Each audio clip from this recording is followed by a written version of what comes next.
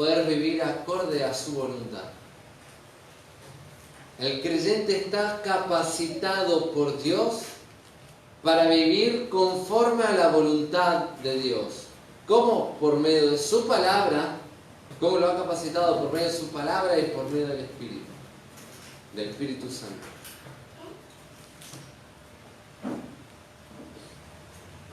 Judas, unas páginas más adelante, también lo resume de una manera muy hermosa, catedrática, podríamos decir, en su doxología. Judas tiene un solo capítulo, el versículo 24, entonces, dice: y aquel que es poderoso para guardaros sin caídas y presentaros sin mancha delante de su gloria con gran alegría, el único y sabio Dios, nuestro Salvador, sea gloria y majestad, imperio y potencia, ahora y por todos los siglos. Amén. Lo expresa entonces acá de que Él es poderoso para guardarnos, o para guardarnos sin caída, dice el texto, sin ser arrastrados por este sistema del mundo, por el maligno, por Satanás. Ahora, este es entonces el primer pedido de parte de Pablo a la iglesia, que confíe en el Señor. ¿Por qué? Porque Dios es fiel. Fiel es Dios.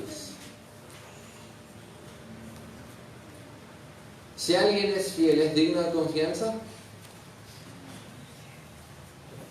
Todos decimos que sí, ¿no es cierto? Pero estamos totalmente de acuerdo. Le confiamos a alguien que es fiel. Bueno, si Dios es fiel, ¿podemos confiar en Él?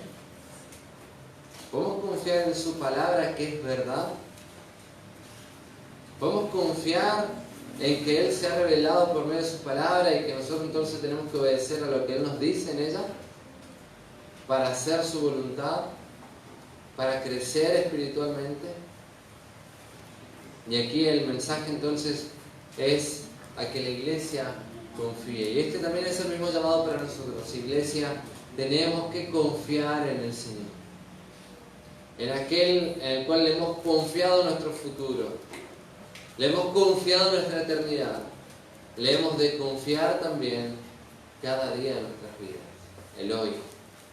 En segundo lugar, ahí el versículo 4 nos va a mostrar de que Pablo oraba, y en esta exhortación es para que la iglesia obedezca al Señor. Y el texto dice: y tenemos confianza respecto a vosotros en el Señor, en que hacéis y haréis lo que os hemos mandado. Pablo entonces estaba en su deseo pastoral de que estos hermanos de Tesalónica, que hagan, ¿qué cosa? Que obedezcan. Y acá Pablo también utiliza dos palabras. Dice: en que hacéis y haréis lo que hemos mandado. Y empieza la frase, la oración, diciendo: y tenemos confianza respecto de vosotros en el Señor. Es decir, Pablo confiaba en que estos hermanos también eran fieles, confiaba en que estos hermanos estaban creciendo progresivamente en el Señor, estaba confiando en que estos hermanos se santificaban y se apartaban del pecado, se acercaban más a Dios, y que también confiaban en la palabra y en la autoridad apostólica de la enseñanza de Pablo, y que era de parte de Dios. Entonces, ahora también Pablo afirma esa confianza que tienen ellos, pero no lo deja allí, sino que los estimula a más. Como todo buen pastor, nunca te va a dejar estancado, te va a estimular a más. Siempre hay algo más en lo cual puedes hacer, siempre hay algo más en lo cual puedes crecer. Siempre va a haber un pecado que quizás tengas que dejar, o algo en lo cual el Señor tenga que corregirte. Pero es parte de ese amor pastoral que el Señor pone en las personas para corregirte, para amarte, para animarte, para que sigas creciendo, para que sigas avanzando. Y por eso Pablo decía, tenemos confianza respecto de vosotros en el Señor, en que hacéis, tiempo presente, y haréis, tiempo futuro, lo que hemos mandado.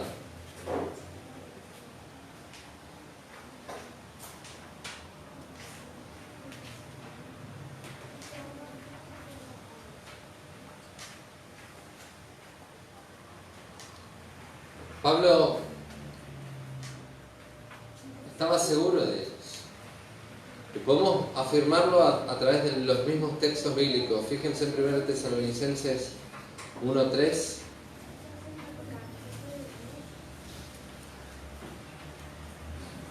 Pablo por eso afirma esa confianza y ya lo había declarado en las otras epístolas y lo vuelve a decir allí.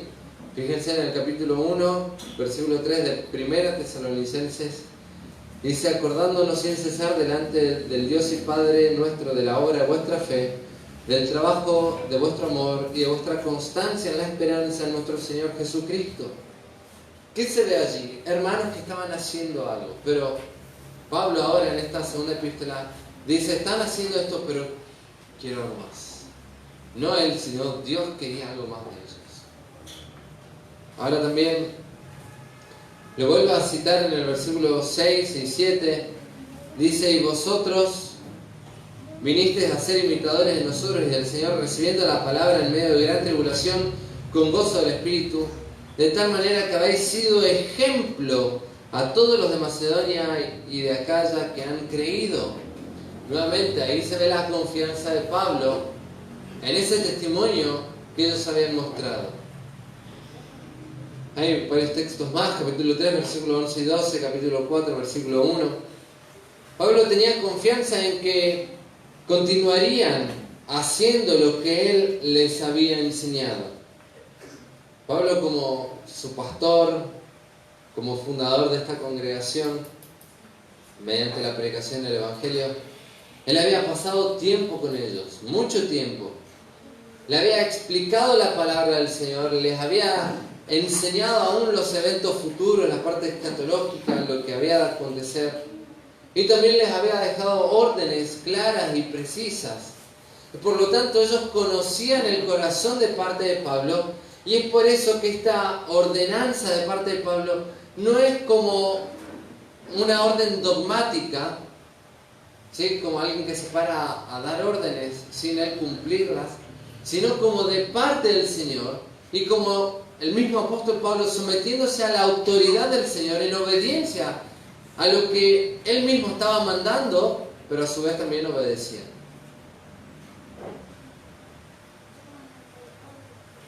Y por eso dice ahí el texto, volvemos a 2 Tesalonicenses 3:4, en que hacéis y haréis lo que os hemos mandado. Ya hemos afirmado, hacéis y haréis.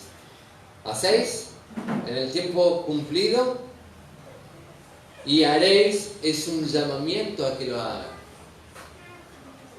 Y esta palabra también denota no meramente un mandamiento, sino el corazón de amor, como si fuese un ruego o un deseo de parte del apóstol a que por favor lo hagan, a que no se queden con lo que ya han logrado, que avancen más, que obedezcan aún más, que el Señor es fiel para hacer esa obra en ellos,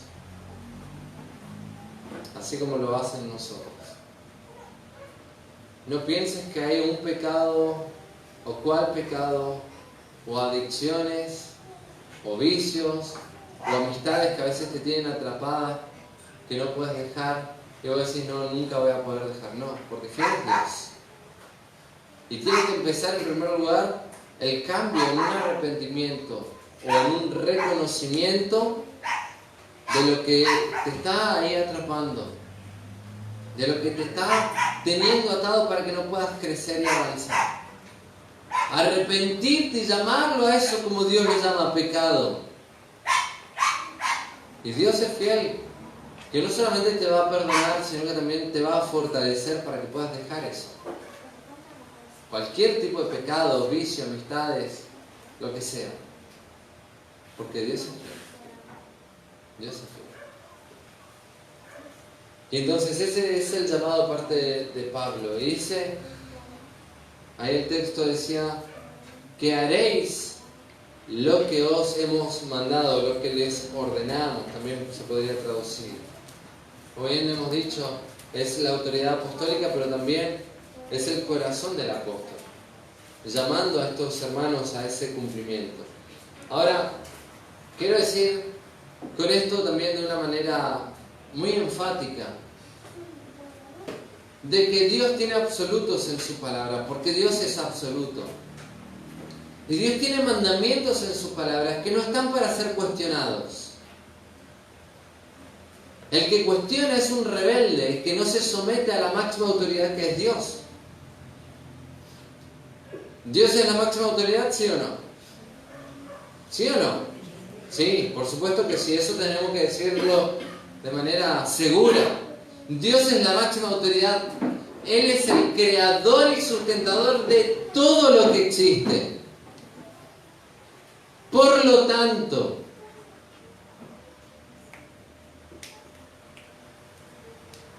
Dios da órdenes. Y bien dice las Escrituras, ¿quiénes seríamos nosotros para cuestionar a Dios? ¿Quiénes podríamos ser algunos de nosotros que somos como gusanos, que somos como polvo, cuestionando a Dios? O como en la figura que da el profeta Jeremías, moldeando a la vasija. Y dice, ¿acaso la vasija cuestiona al alfarero por qué me estás haciendo así? De ninguna manera.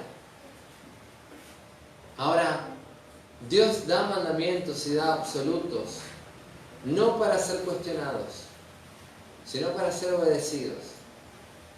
Y todo aquel que no obedece a los mandamientos del Señor es llamado rebelde, o incrédulo, o desobediente. Vamos a dar algunos ejemplos.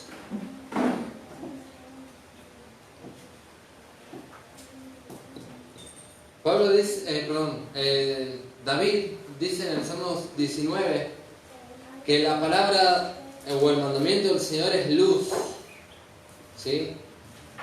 O que son claros, que es claro y que da luz a los ojos. Es lámpara, dice. El mandamiento de Dios es lámpara que alumbra los ojos. Cuando habla del mandamiento no está diciendo la opción que Dios te da es mejor. Te está dando una orden. Y mediante la obediencia hay luz. Nosotros a veces queremos ver antes de obedecer. Pero el mandamiento es lámpara que alumbra los ojos. Es decir, que cuando nosotros obedecemos, ahí vemos. Mientras que no obedecemos, no vemos.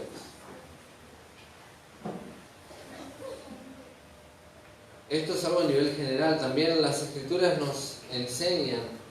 El mismo Señor Jesucristo ha dejado lo que conocemos como la Gran Comisión, o el llamamiento a la evangelización, ¿sí? En Mateo 24, a la predicación del Evangelio. ¿Y es una opción para el creyente? No. Es un mandamiento. Por lo tanto, ¿quiénes lo tienen que hacer? Todos los creyentes. Todos los que hemos creído en Cristo Jesús para perdón de nuestros pecados, somos llamados ahora a rendirnos en obediencia al Señor, en cumplir esa palabra o esa gran comisión.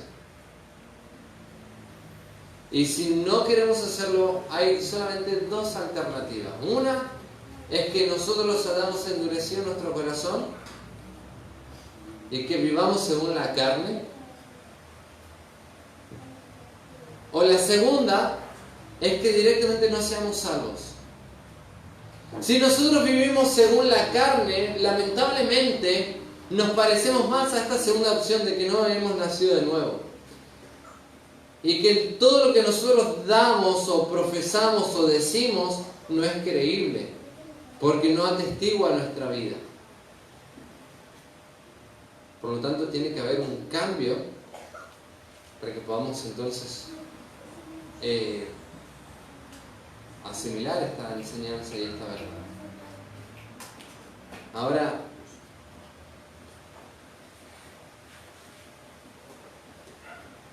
Pablo también, ahí en 1 Tesalonicenses, da un mandamiento de que la voluntad de Dios es vuestra santificación. Dice el texto ahí, que os apartéis de fornicación, de toda relación sexual ilícita. ¿Eso dice las Escrituras? ¿Es un mandamiento o no? Claro que sí. ¿Para quiénes? Para todos los creyentes. Que el mundo, que las personas que no tienen a Cristo vivan así, eso es normal. Porque ellos viven según esa corriente del mundo, según el pecado. Pero el creyente no vive según esa ley. Tiene una ley superior que es la de Cristo. Por tanto, el creyente es llamado a vivir en santidad. Y no solamente es llamado, sino que le es dado como una orden, como un mandamiento. Y así también ahora Pablo entonces le da este mandamiento a estos hermanos de que obedezcan aquello que él les estaba diciendo. Fiel es Dios que os afirmará y guardará del mal. Y tenemos confianza respecto de vosotros que hacéis y haréis lo que os hemos mandado. Es decir, Pablo estaba queriendo que estos hermanos sigan en ese camino de santificación. Sigan confiando en la verdad de la palabra de Dios. Sigan confiando en el Señor. Y que ellos iban a obedecer ese mandamiento de parte de Pablo. Que iban a confiar. Pese a las consecuencias. Iban a seguir al Señor. Aunque lo tengan que pagar con su propia sangre. O con su propia vida. Todos sabemos que muchos hermanos han muerto por causa de las persecuciones que se han levantado a lo largo de la historia de la iglesia. ¿Por qué? Porque han sido fieles. Así como Dios es fiel. Ahora, finalmente,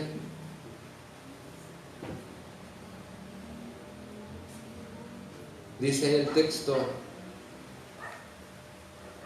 y el Señor encamine vuestros corazones al amor de Dios y a la paciencia de Cristo. Y es el deseo de parte de Pablo es que la iglesia crezca, madure espiritualmente. ¿Cómo se va a ver esa madurez? En el amor y en la paciencia.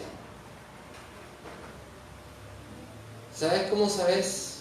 ¿Cómo puedes examinarte si estás madurando? Es en el amor al Señor y en la paciencia hacia los hermanos. ¿Te quejas de los hermanos o no tienes paciencia?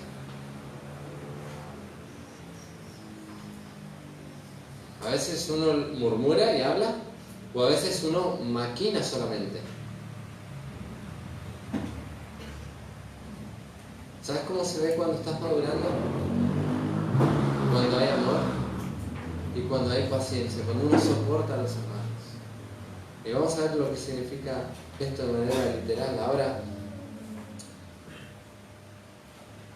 la confianza que tenía en la fidelidad de Dios para con sus elegidos y con base a ese deleite de que estos hermanos iban a obedecer a Dios.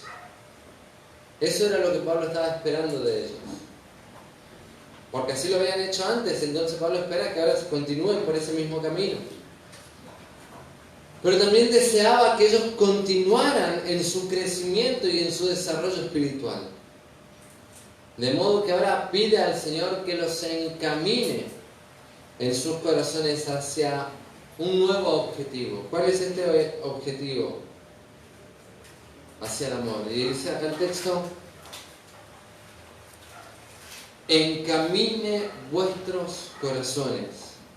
Esa palabra encaminar significa enderezar.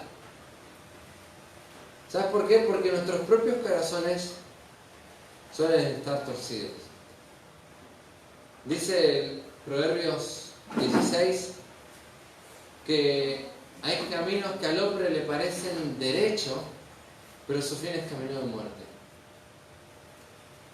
Es decir, que el hombre bajo su propia perspectiva dice: no, este es el mejor camino, hacia acá tengo que ir, pero su fin, ¿qué dice que es? Camino de muerte. Entonces Pablo, ¿qué es lo que pide? Que encamine sus corazones, que enderece. Dice también Proverbios 16, el hombre piensa su camino, que suele ser torcido, mas Jehová endereza sus pasos, de aquellos que confían en Él, de aquellos que le obedecen a Él. Y ese es el pedido de parte de Pablo, por esta iglesia, que el Señor encamine, que el Señor enderece sus corazones.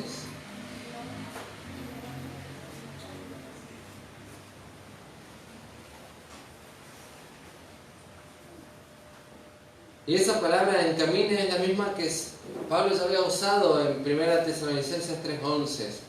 Es kateutunos en el griego, y tenía que ver con el hecho de poder eliminar aquellos obstáculos que podrían aparecer de su ida de Pablo hacia ellos. Pablo quería ir a visitarlos y entonces rogaba para que el Señor quitase todo obstáculo. Fíjense en 1 Tesalonicenses 3:11, os lo leo rápidamente. Dice: mas el mismo Dios y Padre nuestro y nuestro Señor Jesucristo dirija nuestro camino a vosotros. Y esa palabra entonces es que pueda quitar todo obstáculo que se pueda poner para que Pablo pudiese llegar hasta ellos. Ese era el deseo de parte de Pablo. Y ahora esta misma palabra Pablo la utiliza para enfatizar en un atributo también de Dios. Ya hemos visto la fidelidad de Dios. Dios es fiel. Pero ahora también dice acá que encamine sus corazones al amor de Dios. Al amor de Dios. Es decir, que sus corazones estén dirigidos hacia eso. MacArthur decía que Pablo no quería que el progreso espiritual se detuviera, sino que el Señor allanara el camino para que sus corazones, sus seres interiores, su parte interior, se dirija al amor de Dios. No hacia el amor egoísta, no hacia la desconfianza. Porque bien dicen las Escrituras en 1 Juan que el verdadero amor echa fuera el temor. Ese temor que ellos tenían en un principio, aún respecto de si el Señor había venido o si estaban en el tiempo de la tribulación, de repente Pablo dice que el verdadero amor, que sus corazones se encaminan al amor de Dios y que confíen en Él. Ahora, justamente la frase, el amor de Dios en el griego, puede ser, quiero leer esto porque es un poco técnico, ¿sí? Tanto MacArthur como Robertson coinciden en la misma descripción de los tiempos verbales, porque es la misma escritura y es una descripción, y dice lo siguiente: la frase de Dios en el griego puede ser un genitivo objetivo o subjetivo.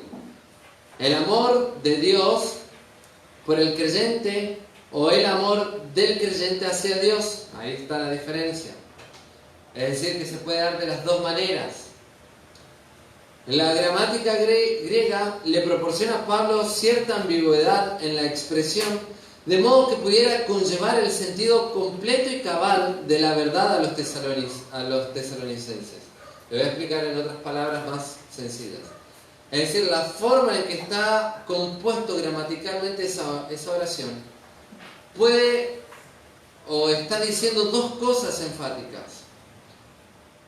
Ya sea el amor de los creyentes hacia Dios, que sus corazones se han encaminado de esa manera, o que sus corazones también se han encaminado del amor de Dios hacia ellos. ¿Se entiende? ¿Sí? Bien, esto está tomado de, voy a citar la frase, de Lightfoot en su libro de comentarios de 1 y 2 Tesalonicenses, citado también por Leon Morris. ¿Sí? Son personas que han citado esto. Ahora entonces, para describirlo y dejarlo en una sola idea,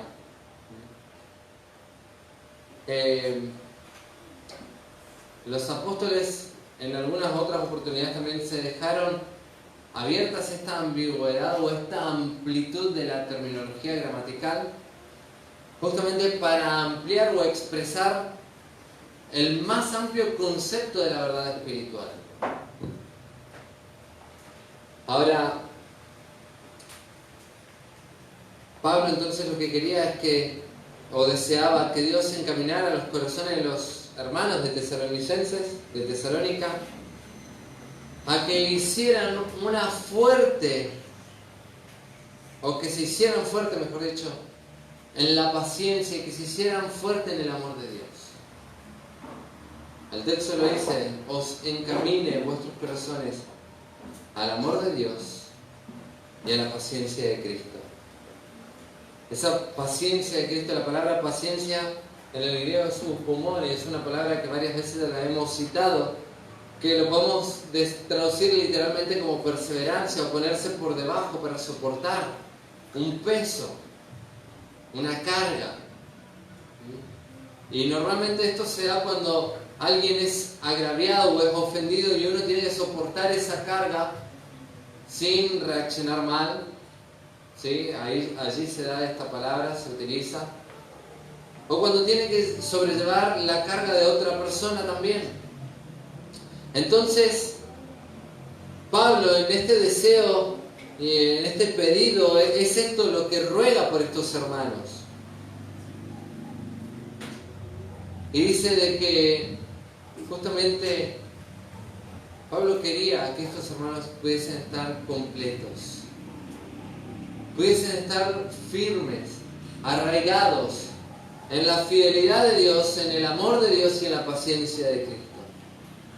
Pablo también utiliza esta palabra, la paciencia de Cristo, en 1 Corintios, y hace un ruego, dice: os ruego por la mansedumbre y la ternura de Cristo, la paciencia de Cristo.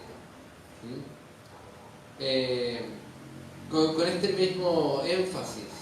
¿Sí? Ahora, con esto concluimos.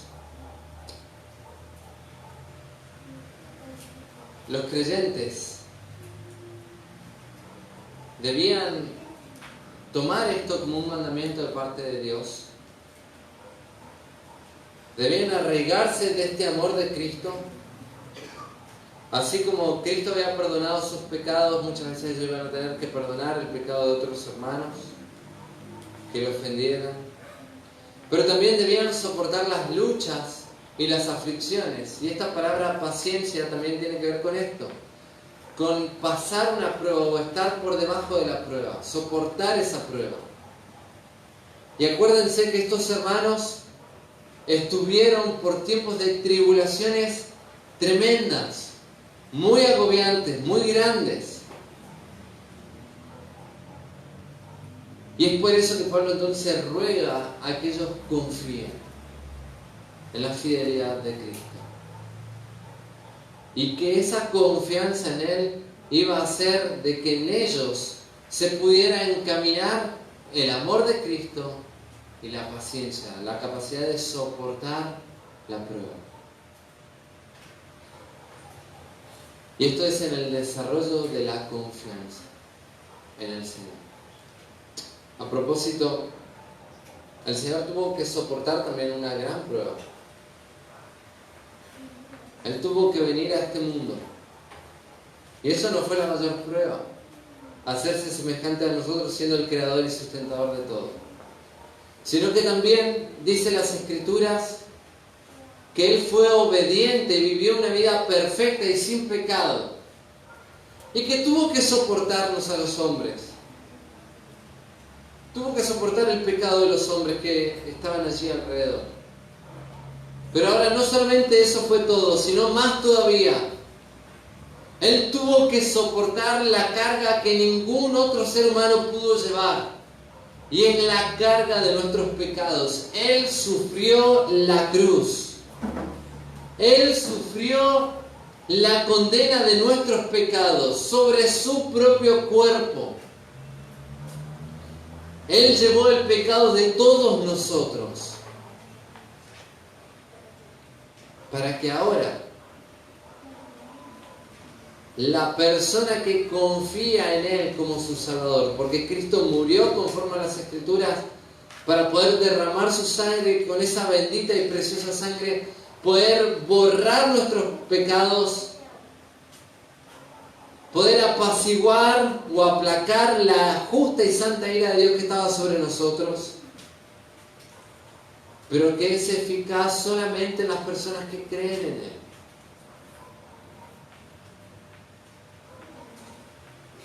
Es ponerse por debajo de su amparo.